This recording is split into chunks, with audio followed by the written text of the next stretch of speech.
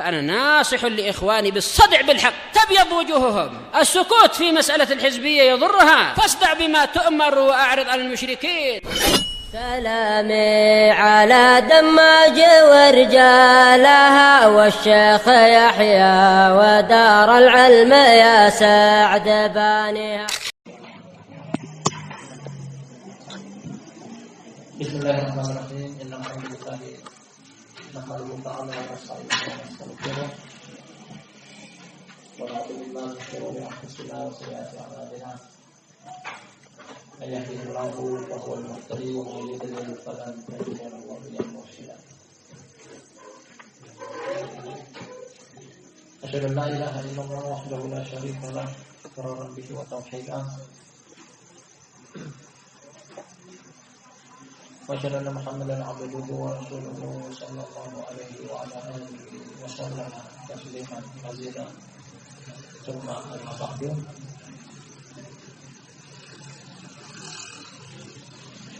ikhwan fillah wa akhwat karimat, akramani wa akramakumullah. Masih pada bab yang sama, lanjutan dari pertemuan malam sebelumnya pada kajian rutinitas kita di maghrib wal isya yang kita laksanakan setiap harinya di masjid yang berbarakah ini, Masjid Jabar Rahmatullah, dari kitab At-Tauhid, sebuah karya tulis milik Al-Imam Al-Mujaddid Syekhul Islam Muhammad Ibn Abdul Wahhab An-Nabi Al-Kalim rahimahullah ta'ala. Tepatnya pada bab yang ke-37 dengan bunyi bab atau al-ulama wal umara bi tahrimi ma halallah wa tahlili ma haramallah wa qad ittakhadhahum arbaban min dunillah. Yang artinya barang siapa yang taat kepada ulama, pemimpin umat, umara, pemimpin rakyat, dalam hal mengharamkan apa yang Allah halalkan atau menghalalkan apa yang Allah haramkan, berarti dia telah menjadikan mereka sesembahan selain Allah.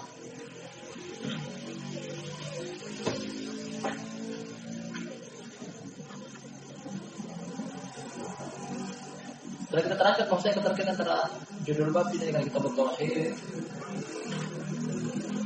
ini termasuk kesyirikan, yakni syirkul Allah, kesyirikan dalam ketaatan. Meskipun datang landasan hukum anjuran taat kepada ulama dan taat kepada umara, hanya saja ketika taat kepada ulama atau taat kepada umara dalam merangka bermaksiat kepada Allah dan Rasulnya, nah hal tersebut tergolong kesyirikan. Dari antara dalil yang telah kita ambil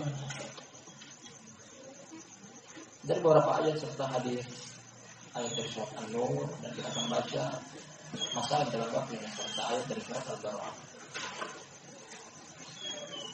Kemudian hadis Ali bin Hatim radhiyallahu anhu menunjukkan akan hal tersebut, bahwa yang namanya ibadah kepada ulama ataupun umara bukan berarti sujud dan ruku kepada mereka, bukan berarti kita menyerahkan, menahan laparnya kita yang puasa,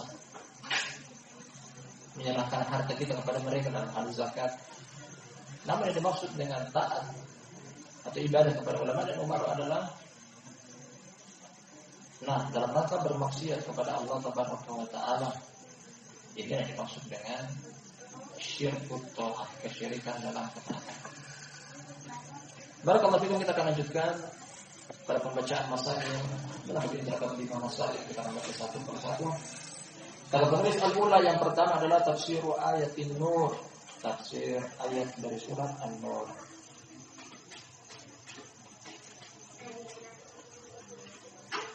Kita akan ulangi ayatnya.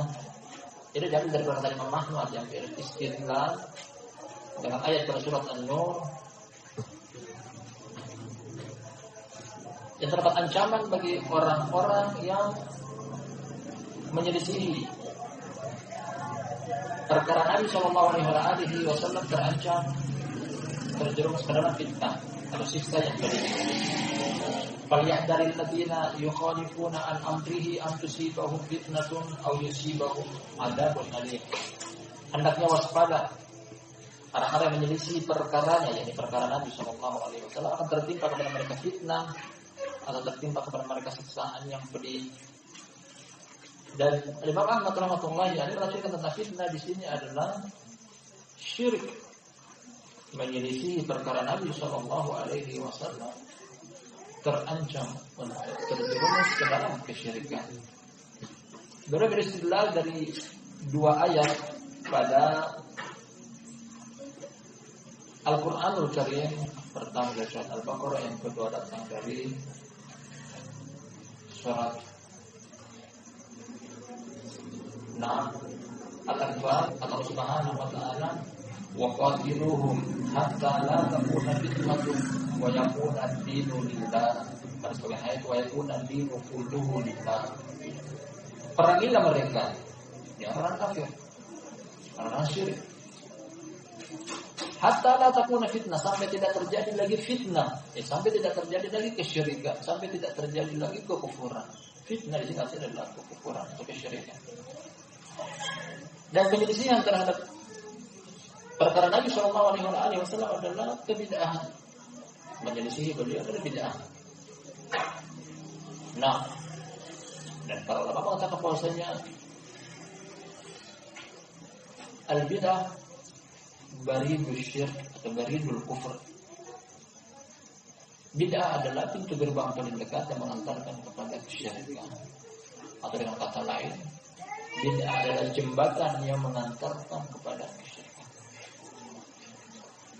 Jadi orang menyelisihi beliau, orang menyelisihi perkara Nabi Sallallahu Alaihi Wasallam, dalam perkataan beliau, dalam perbuatan beliau, dalam pengikraran beliau akan perbuatan dan perkataan para sahabat, terancam dengan kesyirikan. Ayat ini memiliki sebab nuzul, sebab turunnya ayat ini. Kalau kita baca dari awal kisah tentang ayat ini, datang sebuah kisah pada perang Khandaq atau perang Ahzab. Perang Khandaq atau perang Ahzab. Ketika kota Madinah dikepung oleh Al-Ahzab, jamak dari hizbun, atau dari kelompok-kelompok. Yang mengepung kota Madinah adalah berkelompok-kelompok, mulai dari Quraisy, penduduk kota Mekah, ditambah lagi dengan pencetus pertama kali kaum Yahudi di Khaybar yang terusir dari kota Madinah.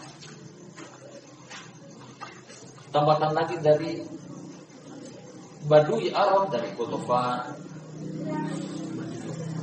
dan dari Najd. Akhirnya penduduk kota Madinah dengan jumlah mereka yang sangat kecil dan sedikit merasa mungkin akan kalah dengan jumlah musuh yang berlipat-lipat kali, berlipat ganda. Akhirnya orang munafik, mereka mulai merasakan nafas-nafas kekalahan dari menilai akan jumlah musuh. Akhirnya mereka meminta izin pulang dengan alasan bahwasanya aku mau menjaga istriku, aku mau menjaga rumahku, aku mau menjaga keluargaku, aku mau menjaga subuhku, meninggalkan medan pertempuran di Khandaq, di Parit, pergi pulang kembali ke kota Madinah. Turunlah ayat ini kata Allah Subhanahu wa taala, innamal mu'minuna alladzina amanu billahi wa rasulihi wa idza kanu ma'ahu 'ala amri jami'in lam yadhhabu hatta yasta'dinu. Innal ladzina yasta'dinunaka ulaika alladzina yu'minuna billahi wa rasulihi fa idza sta'danuka li ba'di sya'nin fa'dal liman syi'ta minhu wastaghfir lahumullah innallaha ghafurur rahim. Dua ayat atau satu ayat sebelum ayat yang beliau bawakan dalam judul bab ini. Kita artikan sesungguhnya saja orang-orang beriman. Ada orang yang beriman kepada Allah dan Rasulnya.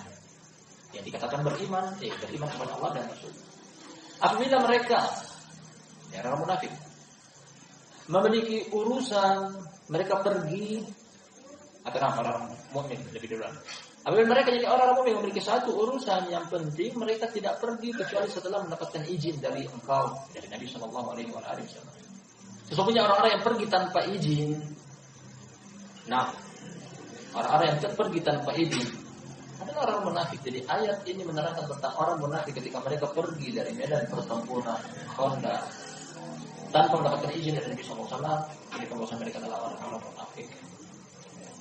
Sampai pada ayat ini di bawah, la taj'alu du'a ar-rasul bainakum ka du'a ba'dikum ba'dha qad ya'lamu Allahu alladziina yatasalluna minkum liwada. Sampai pada ayat, falyahdharil ladziina yukhalifuna an amrihi an tusibahum fitnatun aw yusibahum adzabun alim. Jadi ayat itu turun kepada orang munafik yang pergi meninggalkan medan pertempuran tanpa minta izin dari Nabi SAW dengan alasan bahwasanya menjaga istrinya, menjaga anaknya, menjaga rumah tempat tinggalnya, menjaga kebunnya. Alasan untuk pergi meninggalkan medan pertempuran. Jadi menyelisih Nabi SAW. Yang pertama adalah tanda-tanda kemunafikan. Kemudian yang kedua terancam dengan kesyirikan. Waliyadzubillah. Kemudian secara garis besar kita baca keterkaitan antara ayat yang penulis bawakan kepada kita dari perkataan Imam Ahmad dengan jilbab secara umum. Ketika taat kepada ulama, ketika taat kepada umara dalam rangka menyelisihi sunnah Nabi Sallallahu Alaihi Wasallam, dua hal yang tadi kita tandaskan di depan.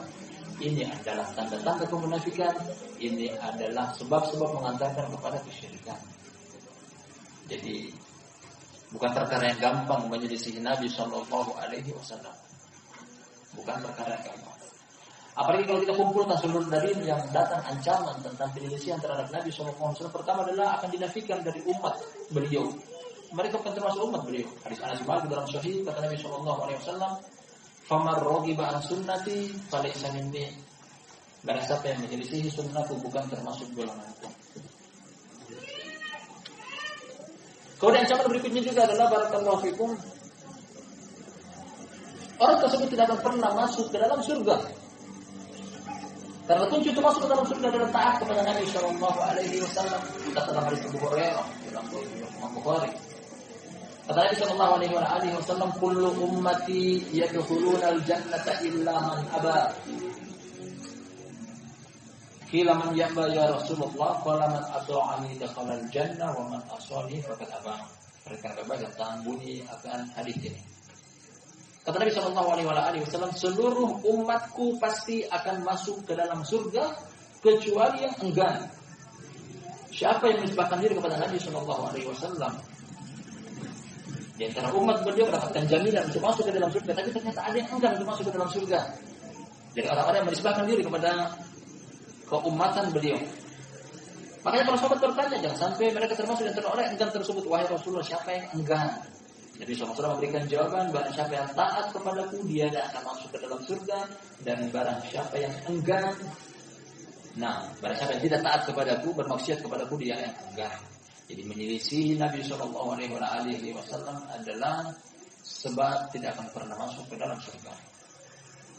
Kalau begitu kesimpulannya apa? Tidak ada kata mundur untuk tidak taat kepada Nabi Sallallahu Alaihi Wasallam. Satu-satunya cara untuk bisa masuk ke dalam surga adalah taat kepada beliau, mengikuti perkara beliau. Tambahkan lagi ada perintah dari Allah Subhanahu wa taala untuk mengambil apa yang datang dari beliau serta meninggalkan apa yang beliau cegah. Kata Allah Tabaraka wa taala, "Ma atakumur rasulu fakhuduhu wa ma nahakum anhu fantahu." Apa yang didatangkan kepada kalian maka ambillah, dan apa yang dicegah kepada kalian maka tinggalkanlah.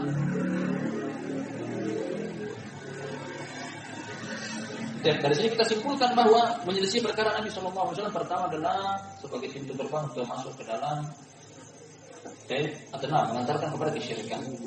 Kemudian yang kedua adalah terancam dengan siksaan yang pedih, dinafikan dari umat beliau, bukan termasuk umat Nabi Sallallahu Alaihi Wasallam. Kemudian dilarang atau dicegah untuk masuk ke dalam surga. Kalau begitu kesimpulannya adalah harus, wajib, fardu. Mesti mengamalkan apa yang diamalkan oleh Nabi Sallallahu Alaihi Wasallam. Yang menyelisih beliau, saya sebutkan konsultasinya tadi di depan.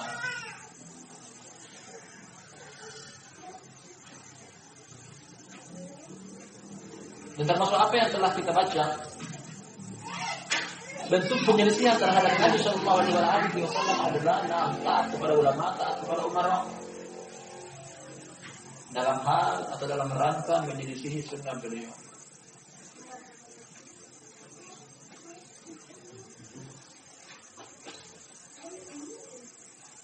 Kita baca berikutnya asalnya yang kedua. Tafsir ayat Bara'ah, tafsir dalam ayat surat Al-Bara'ah atau nama Bara'ah atau At-Taubah, nama lain dari At-Taubah. Nama lain dari surat Bara'ah juga adalah Al-Fadhihah. Fadhihah artinya yang membocorkan rahasia terkhususnya orang-orang munafik, karena dalam surat At-Taubah terdapat beberapa tempat yang menyinggung tentang wa minhum may yalmizuka fis shadaqat wa minhum alladziina yu'duna an-nabiyya wa yaquluna huwa udhun. Tentang perbuatan-perbuatan orang munafik yang dibocorkan oleh Allah Tabaraka wa Ta'ala dalam surat Al-Fadhihah. Yang bermaksud adalah ayat yang terdapat dalam hadisnya Ali bin Hatim radhiyallahu anhu dari Imam Tirmidzi dan Ahmad. Ayat yang berbunyi, "Ittakhadhu ahbarahum wa ruhbanahum arbaban min dunillah wal masih ibn Maryam wa ma umiru illa liya'budu ilahan wahida la ilaha illahu subhanahu amma yusyrikun."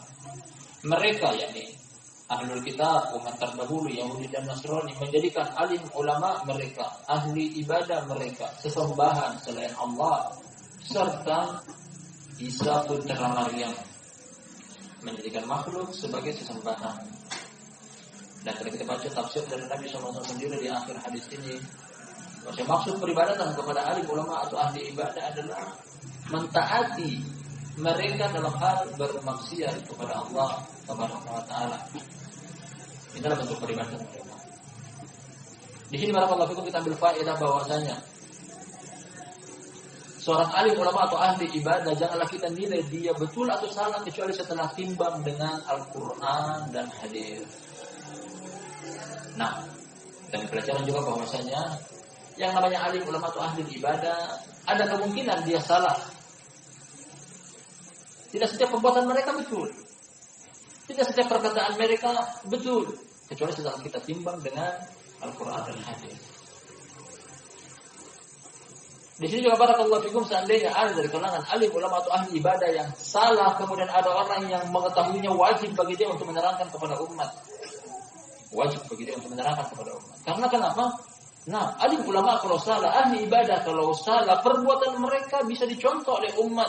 Makanya kalau salah butuh ada yang menerangkan. Kalau mendiamkan tentang kesalahan alim ulama atau ahli ibadah, ini termasuk pengkhianatan dalam agama Allah Subhanahu wa Ta'ala. Karena umat akan tertipu. Karena tidaklah mereka ini kecuali sebagai sosok yang dijadikan sebagai panutan dan suri tauladan. Perbuatan mereka diikuti, perkataan mereka didengar. Makanya kalau ada yang salah dari perkataan dan perbuatan mereka, hendaknya ada yang tampil untuk menerangkan tentang kesalahan mereka. Agar umat tidak tertipu, ini tujuannya. Sebab bentuk juga nasihat kepada wali a'immatil muslimina wa amatihim. Mereka termasuk dalam perkataan Nabi SAW, nasihat kepada para pemimpin umat, yakni ulama, pemimpin rakyat, yakni umara.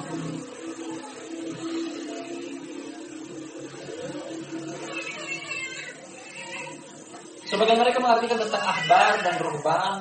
Ahbar adalah ulamanya Yahudi, ruhban adalah ulamanya Nasrani.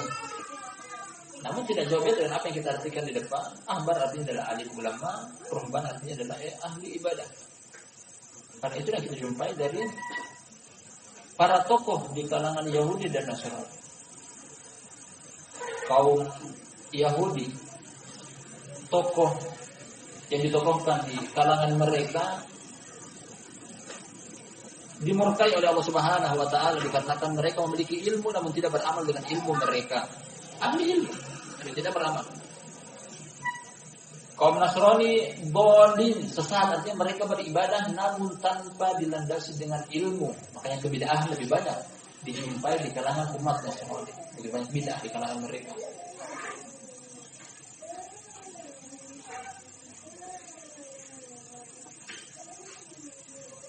Ayat ini pun memberikan tanbih dengan jelas berkaitan dengan jilbab yang sedang kita kaji. Allah tutup dengan perkataannya dari ayat yang sama, la ilaha illa huwa subhanahu amma yusyrikun. Tidak ada sembahan yang berhak disembah kecuali Dia, Maha Suci Dia terhadap apa yang mereka sekutukan. Jadi taat kepada alim ulama, taat kepada ahli ibadah dalam hal menyelisih syariat Allah Subhanahu wa Ta'ala adalah perbuatan kesyirikan.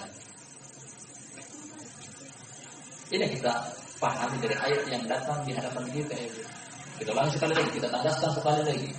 Mentaati ulama, mentaati umara dalam rangka menyelisih syariat Allah Subhanahu wa taala adalah perbuatan kesyirikan. Namanya syirkut ta'ah. Tadi kesyirikan ada banyak. Syirkul fil mahabbah, syirik dalam kecintaan, menduakan Allah dalam cinta. Syirkul khauf. Nah, ini juga syirik atau syirik dalam ketaatan.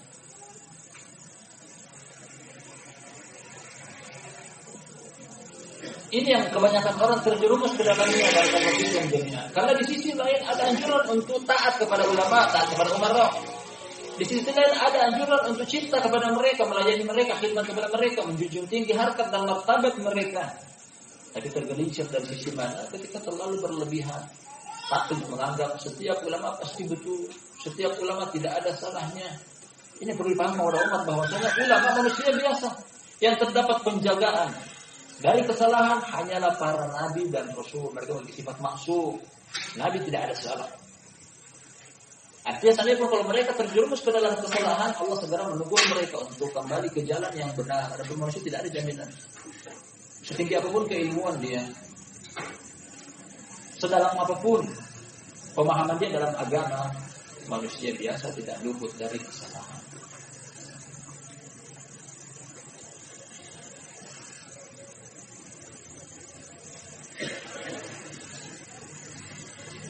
As-salisa yang ketiga, at-tanbih ala ma'na ibadati allati anqaraha Ali. Peringatan tentang makna ibadah yang diingkari oleh Adi bin Hatim radhiyallahu anhu. Kenapa Adi bin Hatim mengingkarinya? Karena menurut biografi yang datang tentang Adi bin Hatim, dahulunya dia berpenganut agama Nasrani. Jadi paling tidak dia membela apa yang dahulu dia berada padanya. Ketika mendengar ayat ini bacakan oleh Nabi sallallahu alaihi wasallam, ittakhadhu ahbarahum wa rubbanahum arbaban min dunillah. Mereka yakni Bani Israil, ahli kitab, Yahudi dan Nasrani menjadikan alim ulama serta ahli ibadah mereka sesembahan selain Allah. Jadi dipahami oleh Adi bin Hatim ketika itu mengatakan bahwasanya ya Rasulullah, innallaha na'budu wa rasulullah, kami tidak sembah mereka. Jadi dipahami oleh Adi bin Hatim adalah yang namanya ibadah adalah ya sujud, ruku, salat kepada alim ulama ahli ibadah. Menyerahkan sedekah kepada mereka, berpuasa diserahkan kepada mereka. Nah ternyata ibadah lebih luas maknanya daripada itu. Ibadah lebih luas daripada makna itu. Dan apa telah kita dapat di depan bahwasanya bahkan ibadah adalah cinta. Cinta kepada Allah, cinta juga kepada selain Allah dalam hal bermaksiat kepada Allah. Ini adalah kesyirikan. Takut kepada Allah namun takut juga kepada selain Allah yang hanya Allah yang mampu mendatangkan rasa takut tersebut. Itu termasuk kesyirikan. Termasuk juga di sini makna ibadah yang diingkari oleh Adi bin Hatim radhiyallahu anhu adalah ketaatan. Ini kata kuncinya dari ayat ini. Ketaatan, taat kepada ulama, taat kepada umara dalam hal menyelisihi syariat Allah.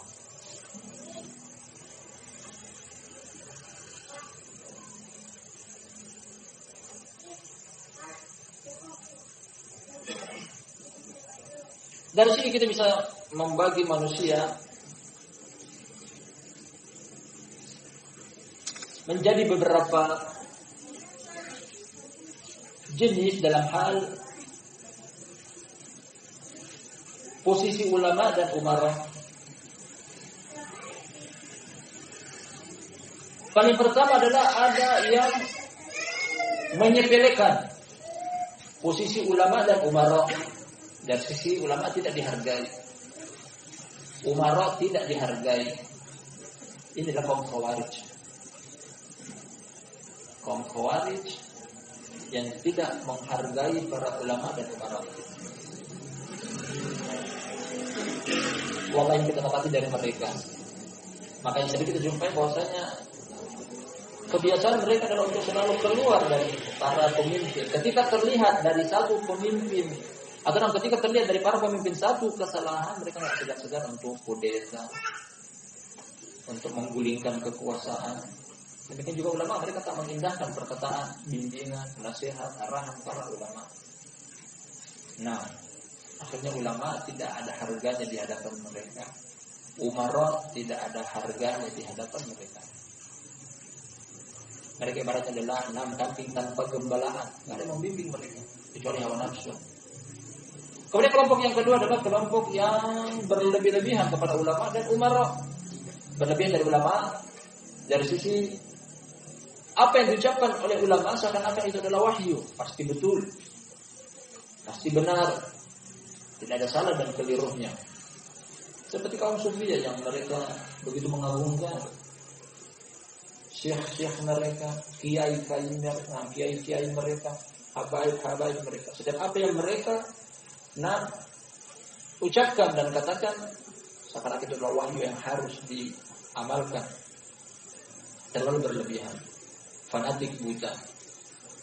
Sama juga dari kalangan para ulama, umara, apa yang dikatakan meskipun menyelisihi syariat Allah Subhanahu wa taala, mereka lebih mengunggulkan titah dari pemerintah daripada wahyu Allah dan hadis Nabi sallallahu alaihi wasallam. Dan ini kita jumpai dari al-hizbiyyu al-judud, para hizbi yang baru, yang lisan mereka mengaku ahlus sunnah, pakaian mereka yang mengaku ahlus sunnah, namun amalan mereka menyelisihi amalan ahlus sunnah. Nah, ini jenis yang kedua. Kemudian jenis yang ketiga adalah yang kita petik dari pelajaran di sini, memberikan porsi dan posisi bagi ulama dan umara dari sisi mereka ditaati, mereka diikuti. Namun dalam rangka ketaatan kepada Allah dan Rasulnya Shallallahu Alaihi Wasallam. Adapun dalam hal bermaksiat, mereka selalu mendahulukan dan mengunggulkan taat kepada Allah dan Rasulnya, kemudian menomorduakan ulama dan umara. Ini yang dianjurkan.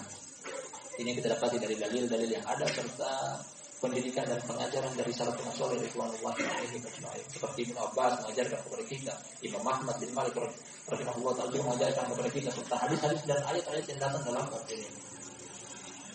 Karena siapapun dia dari kalangan para ulama pasti ada keliru dan salahnya. Meskipun mereka adalah orang-orang yang dimuliakan oleh Allah. Seperti perkataan Nabi sallallahu alaihi wasallam, al-barakatu ma fi barikum. Keberkahan turun bersama orang-orang besar di antara kalian. Yang besar dalam artian keilmuan dan keutamaannya. Nanti selalu di bawah bimbingan dan arahan para ulama dan umara. Demikian juga anjuran dari Nabi sallallahu alaihi wasallam, usikum bi taqwallah was sam'i wat tha'ah. Aku wasiatkan kepada kalian untuk bertakwa kepada Allah serta taat dan dengar, yakni kepada para pemimpin.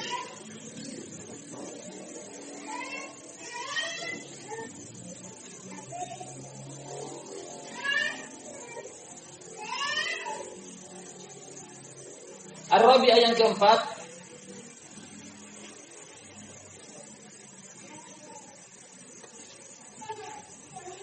tamthilu bin Abbas bi Abi Bakr wa Umar wa tamthilu Ahmad bi Sufyan. Contoh yang dibawakan oleh Ibnu Abbas, perbandingannya antara Abu Bakar dan Umar yang disandingkan dengan perkataan Nabi sallallahu alaihi wasallam. Dan ini contoh yang sangat akurat. Contoh yang dibawakan oleh Imam Ahmad disandingkan dengan Sufyan Ats-Tsauri rahimahullah. Mereka adalah seluruhnya ulama kaum muslimin. Abu Bakar As-Siddiq suri tauladan dan panutan, Umar bin Khattab juga suri tauladan dan panutan. Demikian juga Imam Sufyan Ats-Tsauri yang dibawakan contoh oleh Imam Ahmad. Mereka adalah suri tauladan dan panutan. Yang datang anjuran bagi kita sebagai umat beliau untuk mencontoh orang-orang seperti ini. Datang pujian dari Allah, datang pujian dari Rasul sallallahu alaihi wasallam kepada Abu Bakar dan Umar untuk mencontoh mereka. Kata Nabi sallallahu alaihi wasallam, "Iqtadu."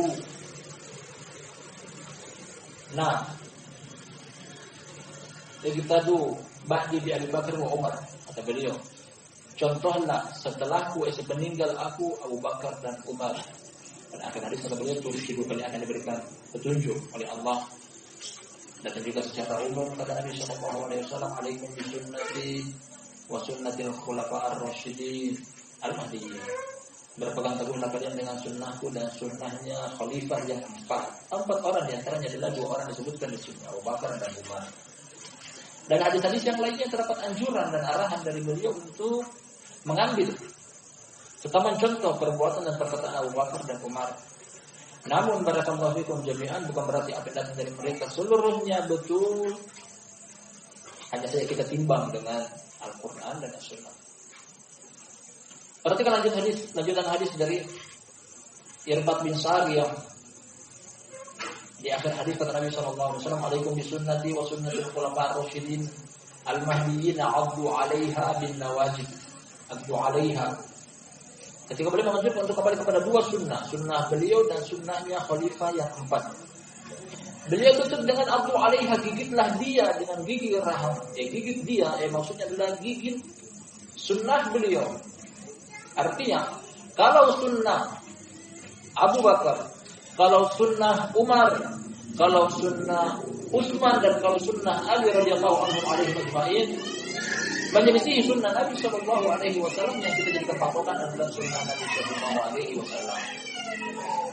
Karena hanya beliau sajalah yang terdapat jaminan terjaga dari kesalahan dan kekeliruan. Inilah pemahaman yang tepat. Ada banyak orang tergelincir dalam hal ini bahwasanya ketika ada fatwa yang menyelisihi perkataan Nabi sallallahu alaihi wasallam, selalu mengatakan bahwasanya kami punya dalil. Apa dalil kalian? Fatwa. Semenjak kapan fatwa menjadi dalil? Kami punya ra'yu, kami punya pendapat dari si fulan dan si Allah dari kalangan para ulama. Ketika kita sulit ternyata menyelisihi hadis Nabi sallallahu alaihi wasallam. Semenjak kapan yang namanya ra'yu dan pendapat dijadikan dalil? Dalil adalah kitab dan as-sunnah. Inilah 2 hal yang Nabi SAW wasiatkan kepada umat beliau. Dalam hadis Jabir radhiyallahu anhu riwayat Imam Malik secara balaghon tanpa syarat. Namun sahih. Kata Nabi sallallahu alaihi wasallam, "Taraktu fikum amrayni ma in tamassaktum bihima lam tadillu ba'di, kitabullah wa sunnati." Aku tinggalkan kepada kalian 2 perkara yang apabila kalian berpegang dengan 2 perkara tersebut kalian tidak akan sesat. Apa 2 perkara tersebut? Kitabullah wa sunnati. Hanya 2 ini jalan keselamatan. Adapun pendapat, mungkin pendapat dari sisi kita timbang. Apabila mencocoki Al-Quran, apabila mencocoki hadis, kita kuatkan pendapat tersebut dengan Al-Quran dan hadis. Kalau menyelisih, kita buang sejauh mungkin. Yang kita pakai adalah Al-Quran dan hadis. Jadi siapapun dia, jangan dijadikan sebagai dalil. Bahkan perkataan dia butuh dengan dalil. Nah, perkataan dia butuh dengan dalil. Ini kita dapatkan dari pelajaran penting Imam Ahmad, ajibtu liqaumin araful isnad wa sihhata wa yadhhabuna ila rafi sufyan. Aku terheran-heran dengan sekelompok kaum yang mengetahui tentang ilmu hadis, ilmu sanad, serta kesahihannya. Dia mengetahui tentang ilmu, dia mengetahui tentang ilmu agama, pemahaman tentang agama. Namun ternyata masih pergi mendukung pendapatnya Sufyan dalam rangka menyelisih perkataan Nabi sallallahu alaihi wasallam. Hal ini yang membuat Imam Ahmad terheran-heran. Pantas dan patut beliau terheran-heran karena ini menyelisih agama yang mereka dapati dari para pendahulu mereka. Termasuk Ibnu Abbas sendiri dalam satu hadis dia mengatakan bahwasanya, kullu amalin yuqbalu wa yurad. Semua adalah hadis tersebut datang dari istri beliau Ummu Salamah dan juga dari Imam Ali dan juga dari Ibnu Abbas. Nah, setiap perkataan boleh untuk diterima dan salah kecuali pemilik kuburan ini. Kata juga asar yang sama dari Ibnu Abbas dengan sanad yang sahih. Siapapun boleh diterima perkataan dan perbuatannya. Nah, boleh ditolak perkataan dan perbuatannya kecuali pemilik kuburan ini. Perkataan Nabi sallallahu alaihi wasallam tidak boleh untuk menolaknya apabila datang dengan sanad yang sahih. Maka seandainya pun dia dari kalangan imam yang dijadikan panutan, ikuti perkataannya, didengar perkataannya, diikuti perbuatannya. Seperti Imam Syafi'i rahmatullah mengatakan kepada Imam Ahmad,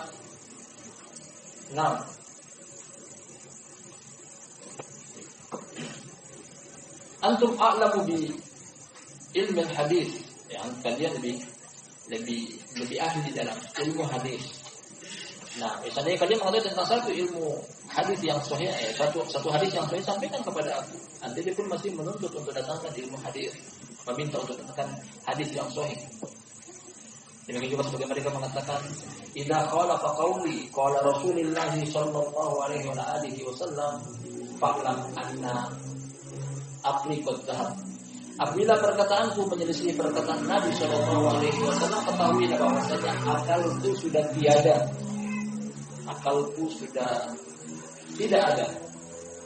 Ya, dia sudah gila, tidak waras.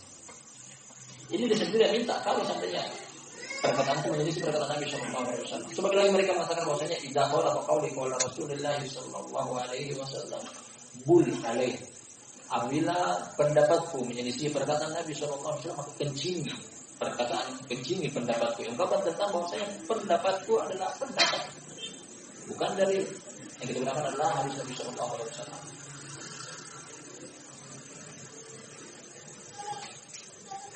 Penyebutan nama-nama yang disebutkan di sini seperti Abu Bakar, Umar, kemudian juga Imam Ahmad menyebutkan nama Sufyan Ats-Tsauri, menunjukkan bahwasanya mereka adalah orang-orang yang dijadikan sebagai panutan bagi umat. Hanya saja setinggi apapun perkataan mereka, setinggi apapun keilmuan mereka, tetap selalu kita timbang dengan Al-Quran dan Hadis. Al-Khamisah yang kelima, taghayyurul ahwal ila hadhihi al-ghayah hatta sara 'inda al-aktsari ibadatul rahmani hiya afdalul a'mal wa tusamma al-wilayah wa ibadatul ahmar hiya al-ilmu wal fiqh. ثم تغير الحال إلى أن يوجد من دون الله من ليس من الصالحين وعبد بالمعنى الثاني من هو من الجاهلين. Beri gambaran kepada kita tentang keadaan berubah-ubah dari baik menjadi buruk, menjadi semakin buruk. Kita artikan ungkapan yang kelima ini bahwasanya perubahan keadaan sampai pada puncak kebodohan ini, puncak kejelekan ini. Dari sisi mana? Hatta sara indal aksar ibadatul rahman hi afdal a'mal, sampai beribadah kepada ahli ibadah adalah sebaik-baik amalan. Mengikuti perbuatan ahli ibadah adalah pendekatan diri kepada Allah Subhanahu wa taala. Padahal telah kita kaji di depan, bahkan ini termasuk kesyirikan yang mencontoh ahli ibadah dalam hal menyelisihi Al-Quran dan hadis. Ini bahkan tergolong kesyirikan. Hanya saja mereka menganggap ini adalah termasuk sebaik-baik amalan. Perhatikan tentang orang-orang Nasrani.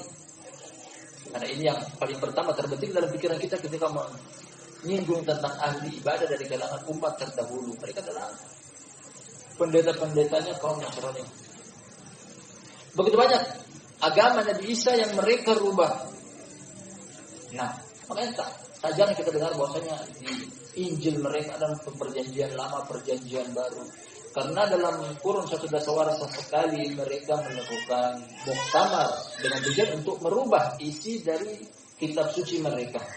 Tak jarang kita mendengar bahwasanya ada perjanjian lama, kemudian diganti dengan ada perjanjian baru. Hasil dari musyawarah para ahli ibadah atau ahli ulama di kalangan mereka untuk merubah isi daripada kitab suci mereka.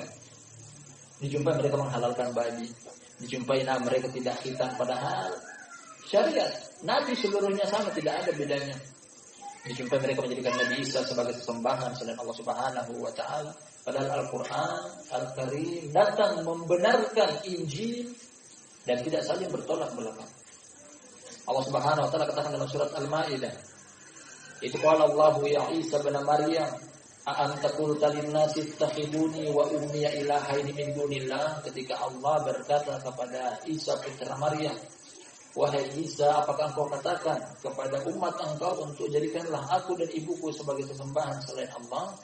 Apa dijawab oleh Nabi Isa alaihissalam? Subhanaka ma yakunu li an aqula ma laysa li bihaq. Maha suci engkau wahai Rabb, tidak pantas bagi aku untuk mengatakan sesuatu yang bukan al-haq. Nabi Isa sendiri mengingkari bahwa aku tidak pernah mengarang-arang satu syariat untuk kalian menyembah aku. Kalian mengangkat aku setinggi rububiyah. Kalian menjadikan aku sebagai putra Allah Subhanahu wa taala. Nabi Isa tidak pernah mengatakan hal tersebut. Hanya saya ini berubah karena ahli ibadah, ahli ulama di kalangan mereka yang mengarang-arang hal tersebut. Berubah.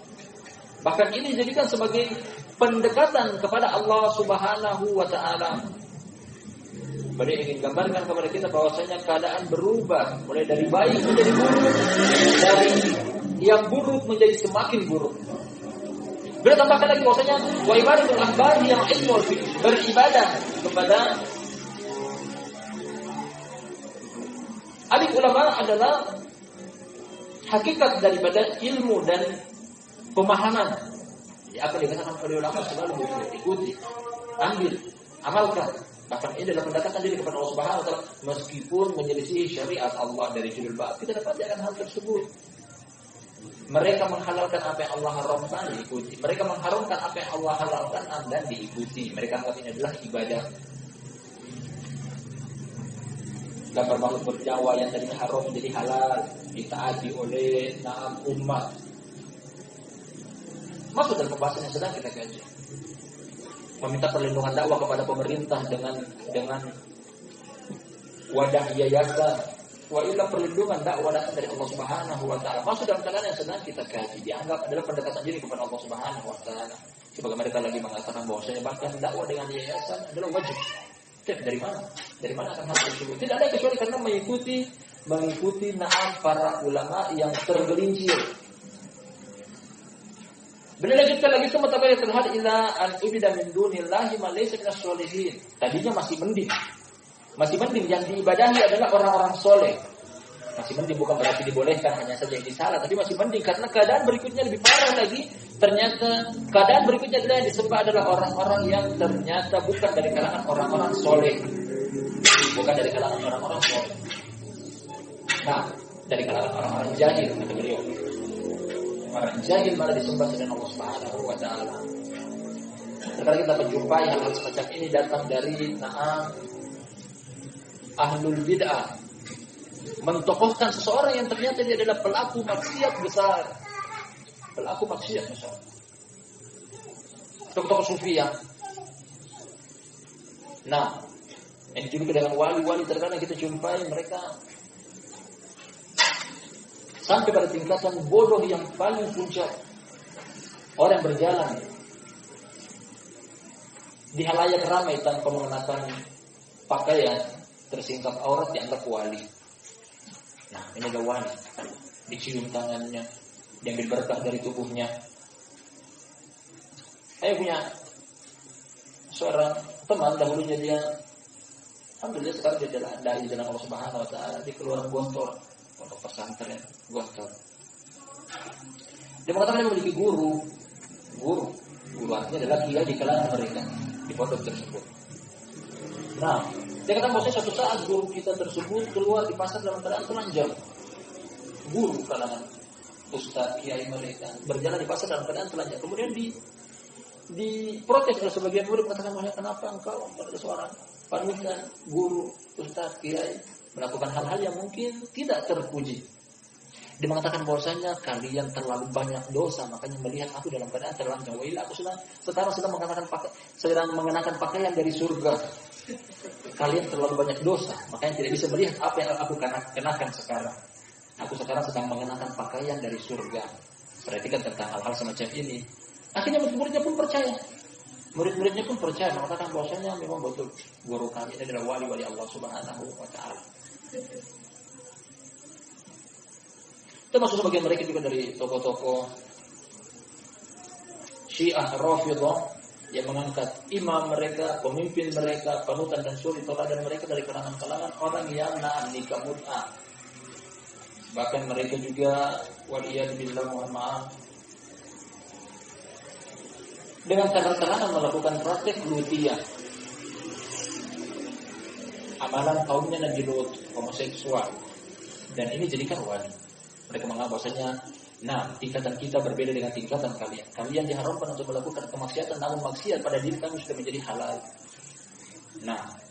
Tidak ada lagi maksiat pada diri kita, karena kita sudah, tubuh kita sudah bercampur dengan tubuh Allah Subhanahu wa taala dan dijadikan sebagai imam, panutan dan suri teladan. Ini beliau gambarkan kepada kita pada poin yang kelima ini, bahkan tokoh-tokoh dari keadaan demi keadaan berubah-ubah. tadinya baik, kemudian berubah menjadi buruk dari sisi yang disembah selain Allah Subhanahu wa taala adalah orang-orang soleh. Berubah lagi keadaannya, bahkan bukan cuma orang soleh yang disembah selain Allah Subhanahu wa taala, bahkan ternyata dari kalangan orang-orang soleh, terlebih-lebih lagi dari keadaan orang-orang yang pelaku maksiat secara terang-terangan pun dijadikan sesembahan selain Allah Subhanahu wa taala, dan kita dapati demikian. La ilaha illallah. Dan akan lebih buruk lagi nanti. Kita hidup di akhir zaman, bahkan mungkin bisa kita dapati dari apa yang lebih buruk daripada yang beliau gambarkan kepada kita. Syekh Muhammad bin Abdul Wahhab sang penulis gambarkan kepada kita tentang kurang lebih 400 tahun yang silam. Saya berhidup di tahun 1000-an Hijriah atau 1100 Hijriah.